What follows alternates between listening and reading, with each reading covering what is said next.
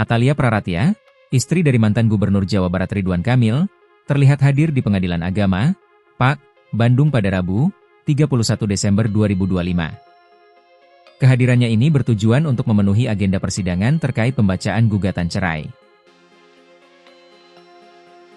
Atalia tiba di lokasi dengan tim kuasa hukumnya dan langsung dikerumuni oleh awak media.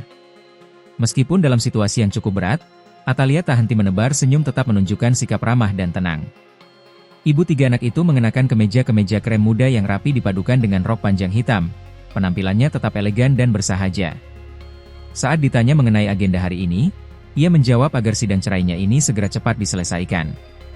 Banyak sih rangkaiannya dari hari ini ya, doakan saja mudah-mudahan bisa selesai dengan cepat, lancar ya, ucap Atalia Praratya tak terlihat keraguan atau gurat kesedihan yang mendalam pada Rabu, 31 Desember 2025.